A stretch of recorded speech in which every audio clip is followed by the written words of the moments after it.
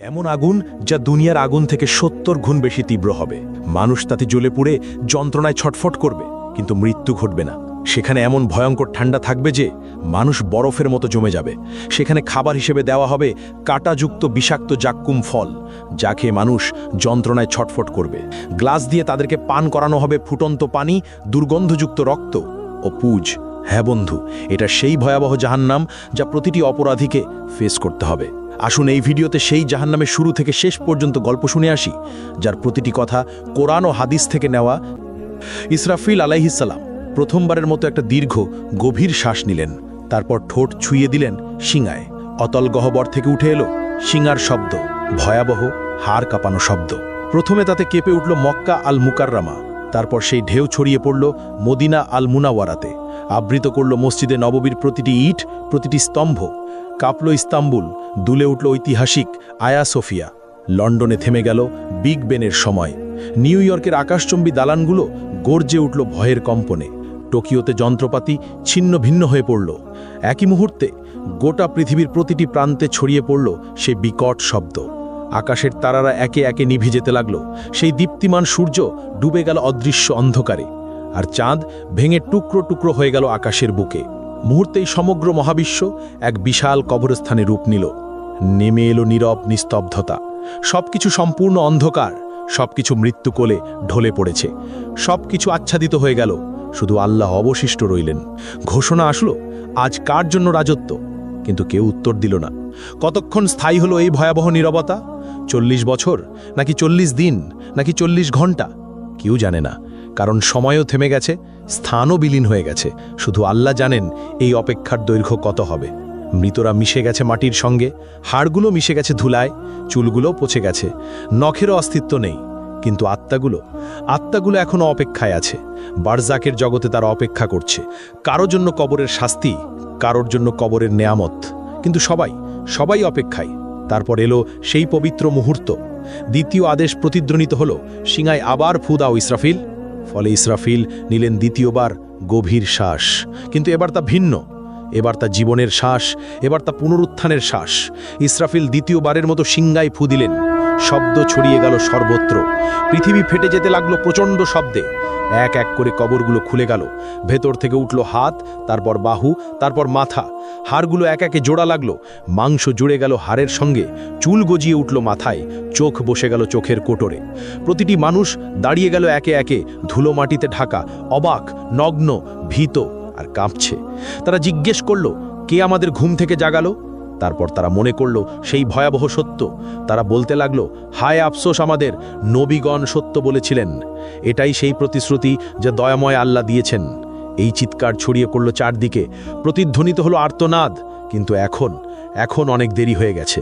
ভয়ঙ্কর ভয় বিরাজ করছে সবখানে। তারা পালানোর জায়গা খুঁজছেন, কিন্তু নেই। তারা লুকানোর জায়গা খুঁজছেন, কিন্তু তাও নেই। তারপর দূর থেকে ভেসে আসছে কণ্ঠস্বর। ফেরেশতাগণ বললেন, লাইন ধরো, সবাই হাসরের ময়দানে যাও। এই আদেশ শুনে মানুষ যেন পালহারা ভেড়ার পাল টেনে নেওয়া হচ্ছে একে একে, দলবদ্ধভাবে। কাঁপতে কাঁপতে হাঁটছে, শ্বাস আটকে যাচ্ছে, হৃৎপিণ্ড দ্রুত কাঁপছে। তারা ফিসফিস করছে, ইয়া রাব্বি, ইয়া রাব্বি। কিন্তু এখন অনেক দেরি হয়ে গেছে। যখন সুযোগ ছিল দুনিয়ায়, তখন তারা নামাজ পড়েনি, তখন তারা আল্লাহকে মনে রাখেনি। এখন মনে পড়ছে, কিন্তু খুব দেরি হয়ে গেছে। এদিকে হাসরের ময়দান পৃথিবীর মতো বিস্তৃত, বরং আরও প্রশস্ত। কোটি কোটি মানুষ, অসংখ্য প্রাণ একত্রে। আদম আলাইহিস সালাম থেকে শেষ নবজাতক পর্যন্ত সবাই এখানে উপস্থিত। অসংখ্য ভিড়, শ্বাস নেবার জায়গা নেই, চলাফেরার জায়গা নেই। মানুষ ভয়ে একে অপরকে চেপে ধরছে। সূর্যকে কাছে আনা হয়েছে, ঠিক মাথার উপরে, শুধু 1 মাইল দূরে। কি অসহ্য তাপ! শরীর থেকে ঘাম ঝরছে অবিরত। কেউ তাদের গোড়ালি পর্যন্ত ঘামে ডুবে আছে, এরা সামান্য পাপী। কেউ হাঁটু পর্যন্ত ডুবে আছে, এরা মাঝারি পাপী। কেউ কোমর পর্যন্ত ডুবে আছে, এরা অনেক পাপী। কেউ গলা পর্যন্ত ডুবে আছে, এরা মারাত্মক পাপী। কেউ ঘামের মধ্যে মুখ নাক ঢেকে আছে, এরা সবচেয়ে ভয়ঙ্কর পাপী। তারা ঘামে ডুবে যাচ্ছে, কিন্তু মরতে পারছে না, কারণ মৃত্যু আর নেই। এই শাস্তির মধ্যেই সময় অতিবাহিত হচ্ছে। বছরের পর বছর কেটে যাচ্ছে, তবুও তারা দাঁড়িয়ে হাসরের ময়দানে। 1000 বছর গেল, 2000 বছর গেল, 3000 গেল, 5000 গেল, 10,000 গেল। এইভাবে 50,000 বছর চলে গেল। তবুও তারা অপেক্ষায়। তারা কাঁদছে, ইয়া রাব্বি, ইয়া রাব্বি, আমাদের বিচার শুরু করো না এখনই। এই অপেক্ষা শাস্তির চেয়েও কঠিন। আমাদেরকে জাহান্নামে নিক্ষেপ করো, কিন্তু তবু এই অপেক্ষা শেষ করো, আমরা আর পারছি না। কিন্তু আল্লাহ, যিনি ন্যায় বিচারক, তাদেরকে অপেক্ষায় রাখলেন, কারণ দুনিয়ায় তারা তার আদেশকে অপেক্ষায় রেখেছিল। তারা সালাত বিলম্ব করেছিল, তারা তওবা পিছিয়ে দিয়েছিল, আর আজ তারাই অপেক্ষায়। এমন সময় জাহান্নামের আগমন। হঠাৎ দূর থেকে একটা ভয়ঙ্কর শব্দ ভেসে এলো, যেন হাজার আগ্নেয়গিরি বিস্ফোরিত হচ্ছে, যেন লক্ষ ভূমিকম্প একসঙ্গে ঘটছে। শব্দ ক্রমশ তাদের কাছে আসছে, মানুষ কানে আঙ্গুল দিচ্ছে, কিন্তু কোনো লাভ নেই। শব্দ তাদের হাড় কাঁপিয়ে দিচ্ছে, অস্থিমজ্জায় ঢুকে যাচ্ছে। তারপর দূর থেকে দেখা দিল জাহান্নাম, ভয়ঙ্কর জাহান্নাম, 70,000 শৃঙ্খল দিয়ে বাঁধা। প্রত্যেক শৃঙ্খলে 70,000 ফেরেস্তা টেনে আনছে। জাহান্নাম যেন জীবন্ত দানব, রাগান্বিত, ক্ষুধার্ত আর বুনো। মানুষকে দেখে সে আরও দ্রুত ছুটতে চায়। শৃঙ্খল টেনে ধরে আছে ফেরেস্তারা অত্যন্ত কষ্টে। জাহান্নাম গর্জে উঠছে, সে মানুষকে কেতে চায়। যখন হাসরের মাঠের দিকে আসে, তার ক্রোধ আর ধরে রাখা যায় না। হঠাৎ ভেতর থেকে বের হলো এক বিশাল অগ্নিপিণ্ড, একটি মোটো পাহাড়ের মতো আকারের জ্বলন্ত দাউ দাউ করা আগুন। বিদ্যুতের গতিতে হাসরের মাঠের দিকে ছুটে এলো। কয়েক সেকেন্ডের মধ্যে মানুষের কাছে পৌঁছে গেল। সেই আগুন দেখে মানুষ পাগল হয়ে গেল। তারা দৌড়াতে লাগলো, কিন্তু কোথায়? সেই জায়গা তো নেই। যেদিকে দৌড়াচ্ছে আগুন ওখানেই, যেদিকে তাকাচ্ছে আগুন সেখানেই। তারা লুকিয়ে যাবার জায়গা খুঁজছেন, নিজেদের মাটিতে ছুঁড়ে ফেলছেন, কিন্তু আগুন থেমে নেই, এগিয়ে আসছেই অবিরত। মাত্র কয়েক সেকেন্ড বাকি, এর মধ্যেই এটি পুড়িয়ে ফেলবে সমগ্র হাসরের ময়দান। কোটি কোটি মানুষ ছাই হয়ে যাবে। কিন্তু সেই শেষ মুহূর্তে আসমান থেকে নূরের ঝলক নিয়ে আসবেন জিব্রাইল আলাইহিসসালাম। তার হাতে একটি ছোট পাত্র, ভেতরে স্বচ্ছ এক তরল পানি। তিনি সেই তরল ঢেলে দিলেন সেই বিশাল অগ্নিখণ্ডের ওপর। সঙ্গে সঙ্গে উঠল ঘন বাষ্প। আগুন তাৎক্ষণিক নিভে গেল, ফলে বরফ শীতল এক পাথরে পরিণত হল। কোটি কোটি মানুষ একই মুহূর্তে গভীর শ্বাস নিল, যেন তারা বেঁচে গেল। কিন্তু এটি শেষ রক্ষে ছিল না। মানুষ হতবাক হয়ে জিজ্ঞেস করল, ওটা কি তরল পানি ছিল? কিভাবে এত ভীতিকর আগুন নিভে গেল? তখন জিব্রাইল আলাইহিসসালাম বললেন, ওটা ছিল তোমাদের চোখের জল। দুনিয়ায় যে চোখের জল তোমরা ফেলেছিলে, রাতের বেলায় সালাতে কাঁদতে কাঁদতে, আল্লাহর ভয়ে, তার ভালোবাসায়, নিজের গুনাহের অনুশোচনায়, কুরআন পড়তে গিয়ে, আজান শুনতে গিয়ে, মায়ের বাবার জন্য দোয়া করতে গিয়ে, এটা সেই পবিত্র অশ্রু। এগুলোই এই আগুন নিভিয়েছে, তোমাদেরকে রক্ষা করেছে, কিন্তু তা কেবল অল্প সময়ের জন্য। তখন মুমিনরা আনন্দে কেঁদে বলল, আলহামদুলিল্লাহ, আলহামদুলিল্লাহ। আর কাফেররা ভয়ে কাঁপবে আরও বেশি, কারণ তাদের কোনো অশ্রু নেই, ফলে তাদের রক্ষাকারীও নেই। অতপর হিসাবের সময় এসে গেল। নাম ধরে ডাকা হচ্ছে একে একে। যার নাম ডাকা হয় সে কাঁপতে কাঁপতে আল্লাহর সামনে আসে। ভয়ে হৃৎপিণ্ড ফেটে যাওয়ার মতো অবস্থা, শ্বাস বন্ধ হয়ে আসে। মহান আল্লাহ তার হাতে দেন হিসাবের বই। এটাই জীবনের চূড়ান্ত সিদ্ধান্ত। যে সৎকর্ম করেছে তার বই ডান হাতে দেওয়া হয়। সে আনন্দে বলে ওঠে, নাও পড়ো আমার হিসাব। আমি নিশ্চিত ছিলাম আমাকে হিসেব দিতে হবে।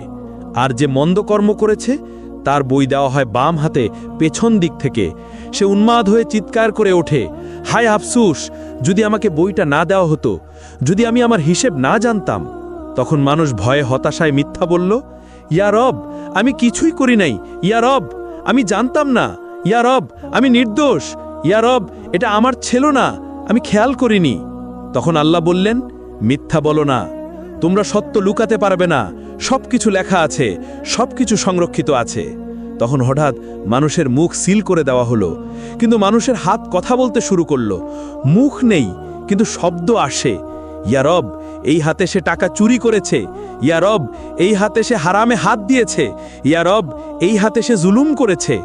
পা সাক্ষ্য দিল, ইয়া রব, এই পা দিয়ে সে দৌড়ে গিয়েছে গুনাহের পথে। ইয়া রব, এই পা দিয়ে সে গিয়েছে জুলুমে। ইয়া রব, এই পা দিয়ে সে যায়নি মসজিদে। চোখ জানালো, ইয়া রব, এই চোখ দিয়ে সে হারামের দিকে তাকিয়েছে। ইয়া রব, এই চোখ দিয়ে সে নোংরা ছবি দেখেছে। কান বলে উঠল, ইয়া রব, এই কান দিয়ে সে হারাম শুনেছে। ইয়া রব, এই কান দিয়ে সে গীবত শুনেছে।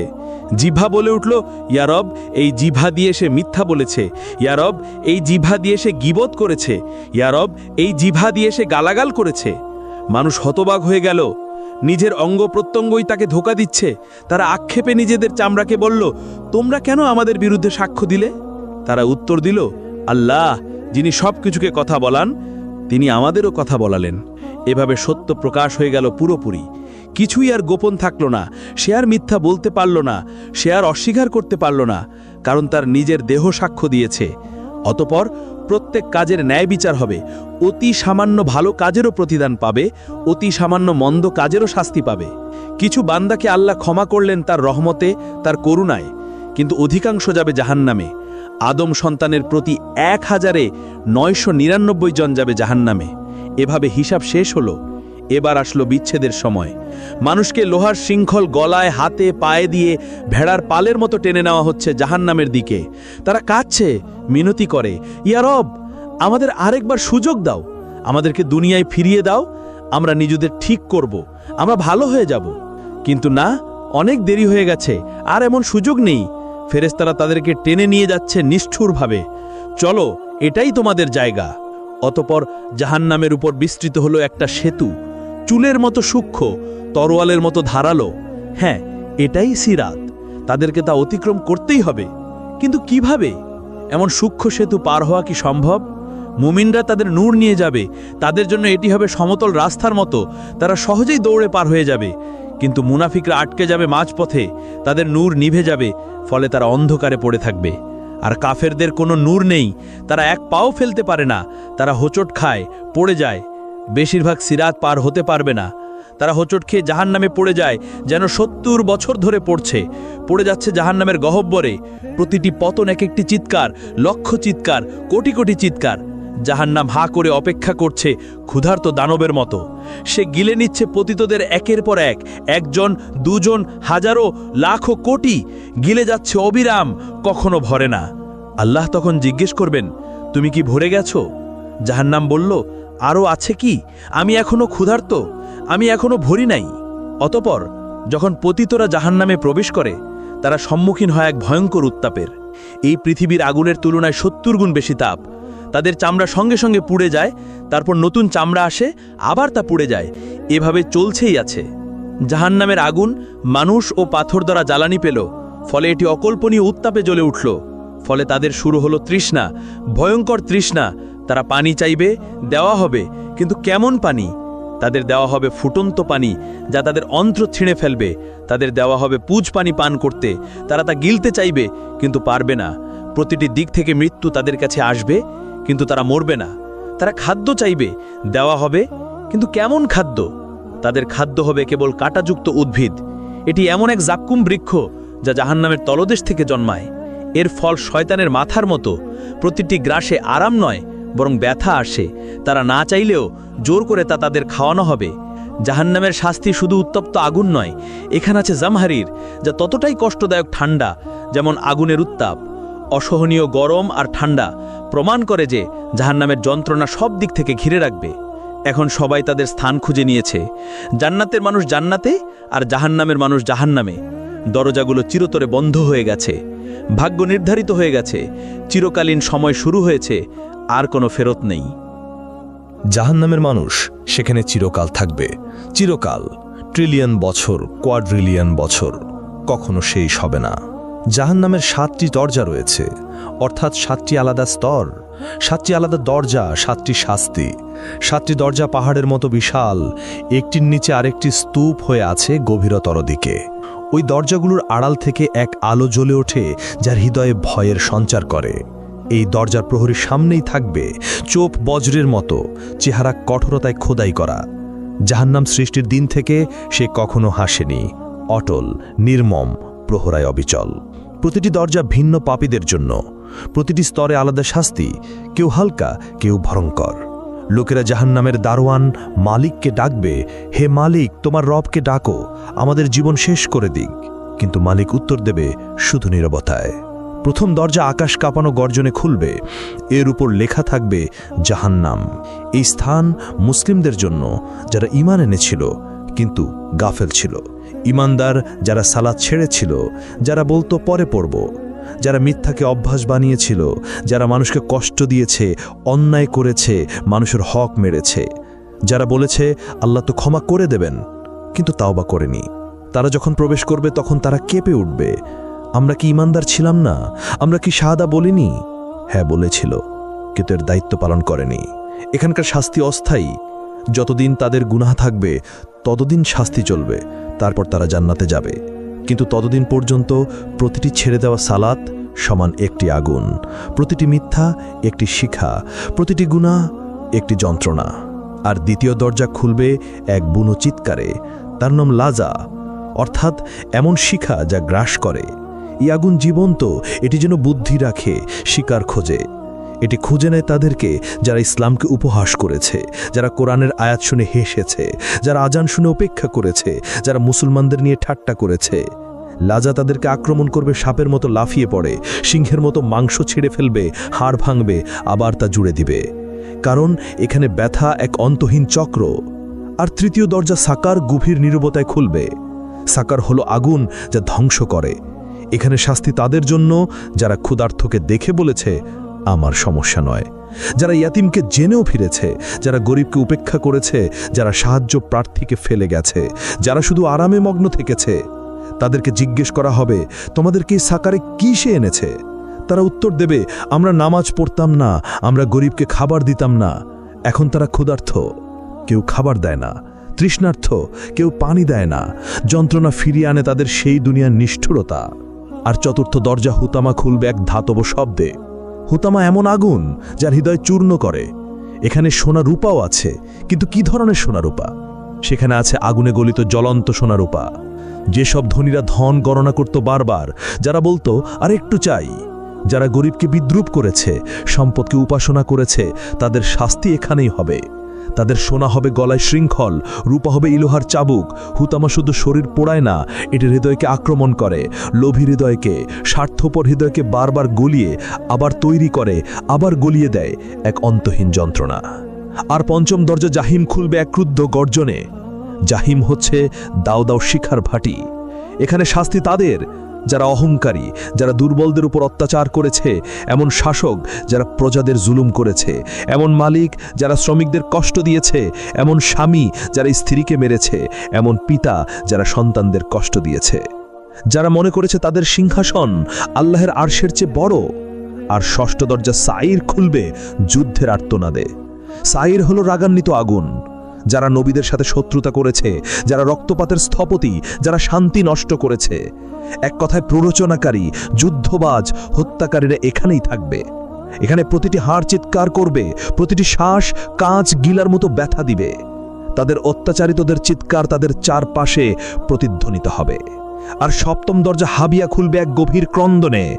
আল হাবিয়া অর্থ অন্তহীন অতল খাদ, সবচেয়ে গভীর অন্ধকার স্থান। এখানে প্রবেশ করবে মুনাফিকরা। এরা সবচেয়ে বিপজ্জনক পাপী, যারা জিহ্বায় বলেছে লা ইলাহা ইল্লাল্লাহ, কিন্তু হৃদয়ে বিশ্বাস করেনি।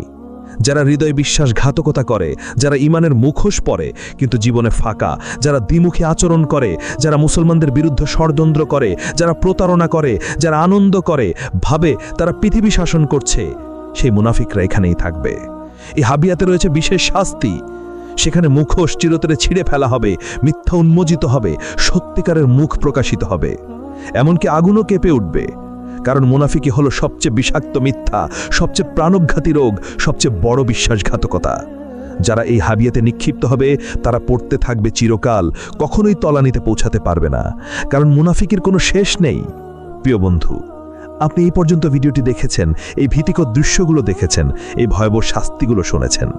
এখন সিদ্ধান্ত নেওয়ার সময়, আপনি কোন দলে থাকতে চান, জান্নাতে নাকি জাহান্নামে? এটা আপনার হাতে, এটা আপনার সিদ্ধান্ত। আপনার এখনো সময় আছে, আপনি এখনো শ্বাস নিচ্ছেন, আপনার এখনো সুযোগ আছে, আপনার হৃদয় এখনো ধুকপুক করছে, আপনার আত্মা এখনো জীবিত। তাওবার দরজা এখনো খোলা, কিন্তু কতদিন পর্যন্ত?